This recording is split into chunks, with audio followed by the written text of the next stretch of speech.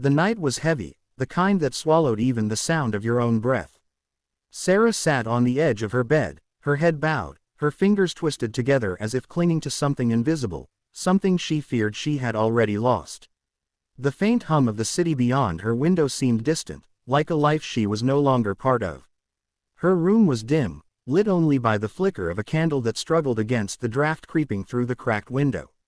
The wax dripped slowly down its side, mirroring the tears that streamed silently down Sarah's cheeks. The flame trembled, and so did she. "I don't understand, God," she whispered, her voice breaking in the stillness. "I've prayed, I've waited, I've done everything I know to do. But it feels like you're not even there." The only reply was silence. Sarah had always been the one who believed easily. The girl who sang in church, who wrote Bible verses on sticky notes and plastered them over her mirror. The one everyone called strong in faith. But lately, her faith felt like a shadow, something she could no longer touch, no longer feel. It began when she lost her job. Then her best friend moved across the country. Then came the medical bills, the quiet heartbreak, and the haunting loneliness. Each blow chipped away at her confidence until there was barely anything left. She picked up her Bible from the nightstand, its pages worn and fragile from years of use. It fell open on its own, as if by memory, to Isaiah 43:2. "Greater than, when you pass through the waters, I will be with you, and when you pass through the rivers, they will not sweep over you." Sarah traced the words with her trembling finger, but they felt hollow now, like echoes of promises made to someone else. Her phone buzzed on the blanket beside her. She hesitated, then picked it up. A message from her friend Lily lit the screen. "Greater than, hey, I couldn't sleep. You came to mind and I felt God wanted me to tell you, you're not forgotten. You were loved more than you can understand." Isaiah 54:10. Sarah blinked, her heart tightening. That verse again. She read it slowly, whispering the words aloud. "Greater than, though the mountains be shaken and the hills be removed, yet my unfailing love for you will not be shaken." She pressed the phone against her chest, as if to hold the words closer to her heart. But still, part of her resisted. "Unfailing love," she muttered. "Then why do I feel like I'm falling apart?" The candle flame fluttered suddenly, casting moving shadows along the wall. Sarah looked up, her breath catching. The silence seemed to deepen, becoming almost alive. She couldn't explain it, but she felt something shift in the air, like the quiet before a voice speaks. Then, in that stillness, it came. Not as sound, but as presence. A warmth began to fill the room, spreading gently, like sunlight melting frost. And then, in her spirit, she heard it. "Greater than, stop doubting, my child. You are deeply loved." Sarah froze. Her heart pounded. She looked around, her lips parting in shock.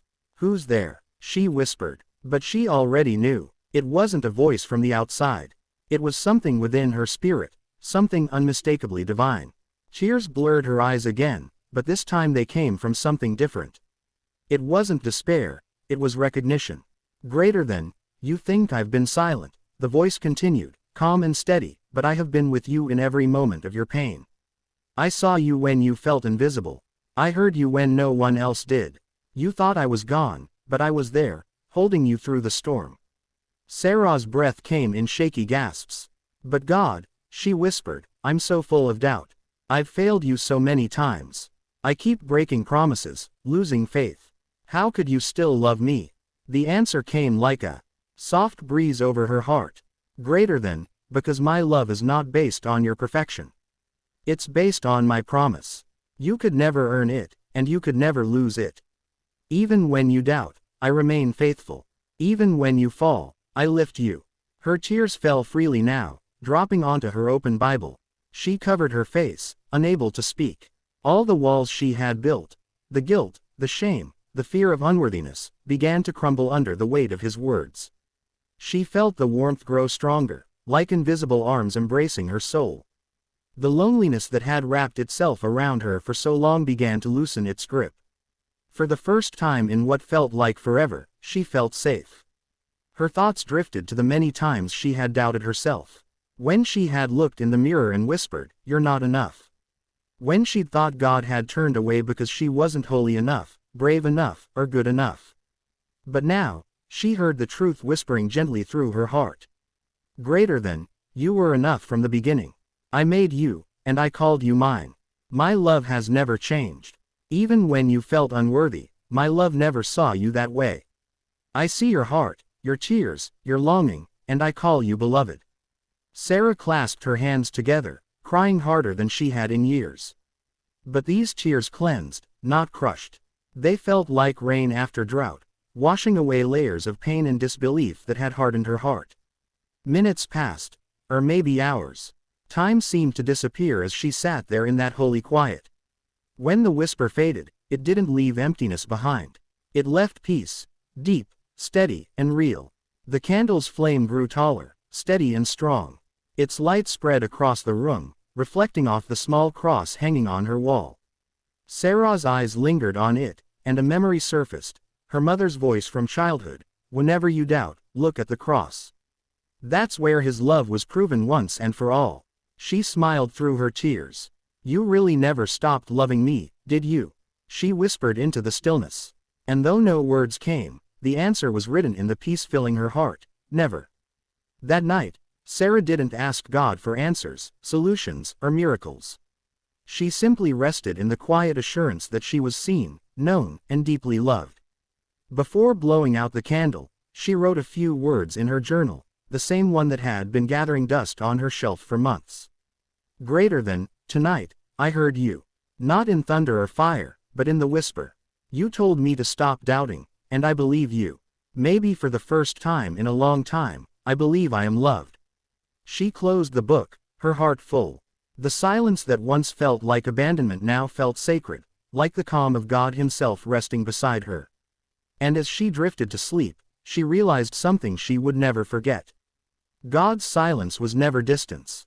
It was presence too deep for words, love too vast to be measured, and grace too gentle to ever let her go. The morning sun filtered gently through Sarah's curtains, wrapping her room in a soft golden glow. She stirred slowly, blinking against the light, her heart strangely light, as though a storm had passed in the night and left the air fresh and new. For a few moments she lay still, listening to the faint chirping of birds outside her window. And then she remembered, the whisper, the warmth, the peace that had filled her the night before. Her first instinct was to doubt it. Maybe it was just my imagination, she thought. But when she sat up, she felt the quiet presence still lingering, subtle but unmistakable. It was as if love itself was sitting beside her, patient and unhurried, waiting for her to believe again. She got up, made herself coffee, and sat by the window.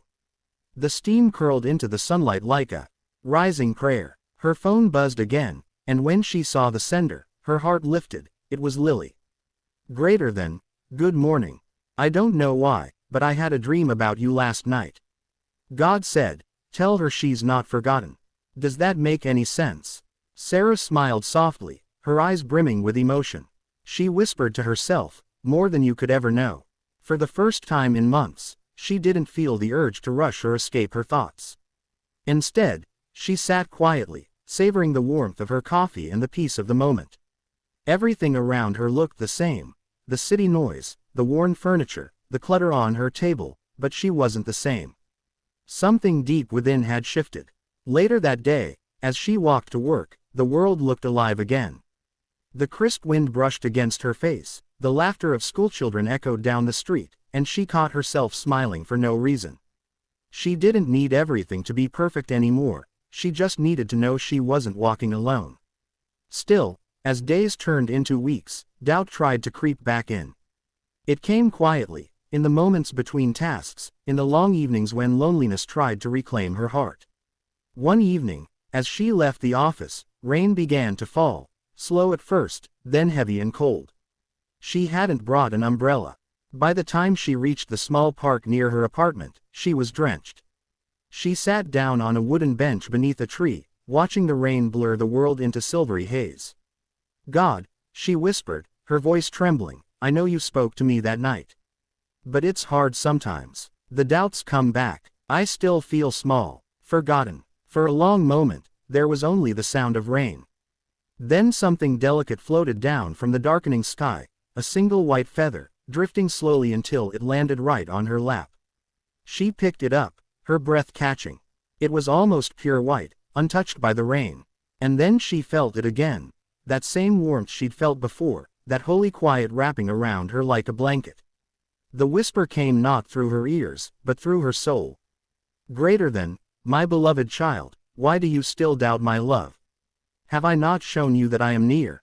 I was with you through every tear, every storm, every night you thought I was silent. My love doesn't fade when you question it. My love stays. Sarah pressed the feather against her chest. But I keep failing, she murmured. I get scared. I forget. Greater than, then remember this, the voice replied gently. My love is not fragile.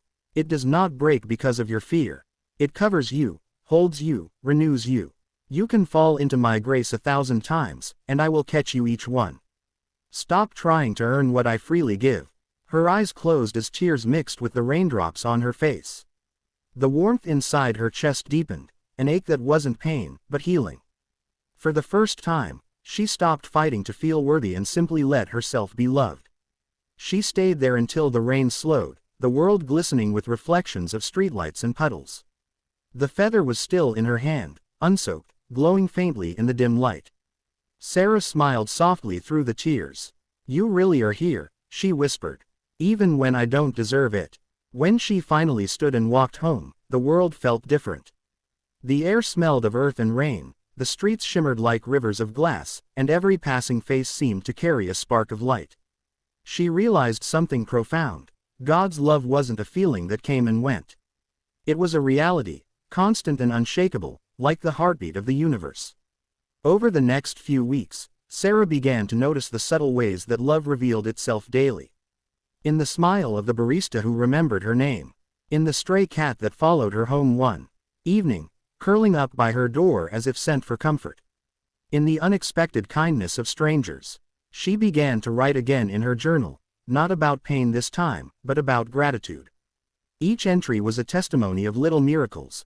A call from her father after years of silence, a job opportunity that came out of nowhere, moments of peace that made no logical sense. And at the top of every page, she wrote the same words, stop doubting, you are deeply loved. One day, a coworker named Emily approached her at lunch. Her eyes were red, her voice shaky. I don't know why I'm telling you this, she said, but I've been feeling so lost lately. Like God's forgotten me. Sarah felt something stir inside her, a quiet prompting. She reached across the table and took Emily's hand. He hasn't forgotten you, she said softly. Even when you can't hear him, he's still speaking. Even when you doubt, he's still holding you. Emily looked at her, tears brimming. How do you know? Sarah smiled, a tender warmth filling her chest. Because I was just like you. And he found me. That night, as she lay in bed, Sarah thought back to that moment and realized something. God hadn't just healed her heart, he was now using her to heal others. The love she once doubted had become a well overflowing through her life. Months later, she found herself standing at her favorite place, the hill that overlooked the city. The sun was setting, painting the sky in shades of gold and crimson. She closed her eyes, feeling the wind brush against her face. Thank you, she whispered, for never letting me go. For teaching me that love was never lost, it was always here. And then, in the quiet of the fading day, she heard the same voice she had first heard that night long ago, gentle, strong, eternal. Greater than, my child, I will never stop loving you. My love for you existed before time began. It has no end, no condition, no shadow. You are mine, and that will never change. Her eyes filled with tears, but they were tears of awe. She lifted her face toward the glowing horizon, feeling as though heaven itself was smiling back. In that moment, Sarah understood that God's love wasn't something to chase or earn, it was something to remember. It had always been around her, within her, waiting for her to stop doubting long enough to see it. The wind carried the faint scent of rain, the sky turned to twilight, and she whispered once more, this time not out of fear, but out of gratitude. Lord, I believe, you love me deeper than my doubt, stronger than my fear, and beyond anything I could ever deserve. I am yours, and somewhere beyond the clouds, the heavens whispered back, greater than, and you always will be. As the first star appeared in the sky, Sarah smiled. She no longer searched for proof of his love. She lived in it.